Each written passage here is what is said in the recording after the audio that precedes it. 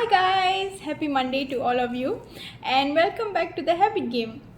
I am in the second week review of my morning pages, and honestly when I started this I thought to myself that I would share 4 weeks review of every habit that I'm trying to build, and I thought the first week would definitely be bad. The second and third week I would get better and the fourth week would be my best. But I decided to be transparent in my videos because I want to use these lessons to duplicate my future habits. And since we are being transparent, I have to share that my second week was a little worse than my first week. So the first 3 days, I did not do the habit at all. I did not do my morning pages at all. I woke up on time. I could have get out of bed and done it, but I chose to hit the snooze button instead. So on Monday, I told myself it's okay, we would start on Tuesday. On Tuesday, I said, nah, Wednesday would be fine. And on Wednesday, I was like, no, I can't wake up, we'll start on Thursday. So on Wednesday, actually during lunchtime, I thought to myself that I can't keep going like this, and I'm not understanding why I can't just get out of bed and do those pages when I am actually awake. So I decided to take some time off and just write the pages. And I wouldn't consider that to be my morning pages because I've done so much more before I started writing. But I think it did clear my head a lot. And I realized that I was having sort of a mental block because I was overwhelmed. Not because I was writing any disturbing thoughts, or not because I was doing something extraordinary or discovering something about myself, but even writing plain thoughts were getting overwhelming because I was not used to it. I think most of my years I've never really sat with myself and said my thoughts out loud. I think most of us are like that. We just have those thoughts and they're somewhere lingering around in our mind, but we don't say them out loud, we don't write them. So it takes time for the mind to get used to the fact that you're actually taking your thoughts out. And I think that was what was happening to me.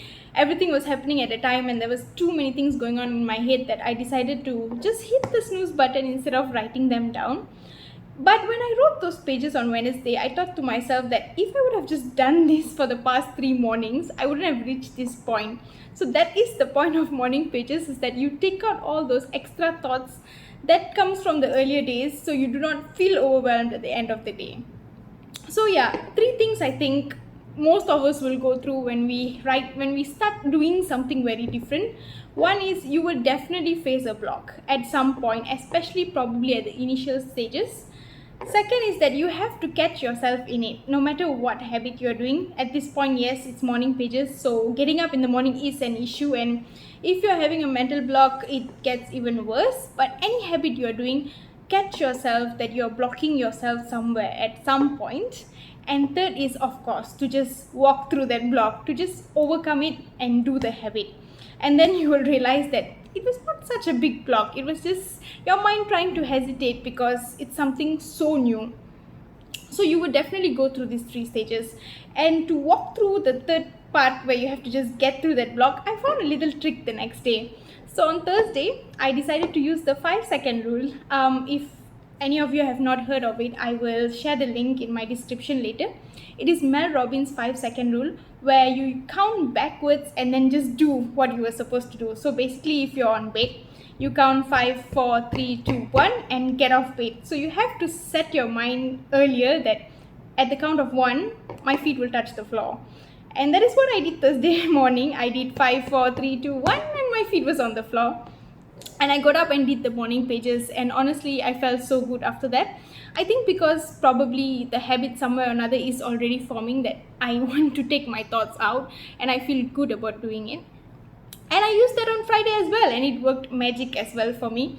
So I think that is a little trick of getting out of your mental block, or actually of just waking up in the morning. So it's a good video for you to have a look at. On Saturday and Sunday, I did use that same trick, but I think timing is very important. So it really depends on what your goal is. When I started morning pages, my goal was the morning pages, not the timing. So some people might have a goal that I want to wake up at 6 a.m. and then they figure out what they want to wake up and do.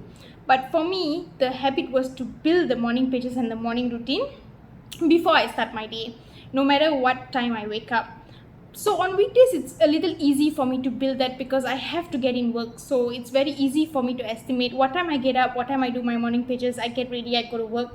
But on weekends, it gets a bit shaky because I'm just deciding to wake up whenever I want and then do my morning pages and leave out of the house. So I tend to get disrupted a lot on weekends because the time is not enough to do the pages.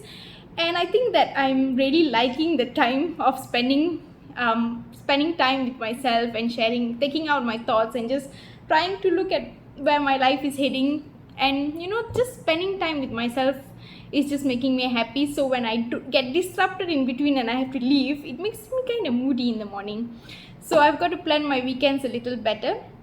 Probably set a time to get up instead of just thinking what time I'm going out. Just have to set a time. It's definitely not going to be 6 a.m. for weekends, but maybe a 8 or a 9 a.m. So let's see how this week goes now, and I'll see you next week, same time. Bye.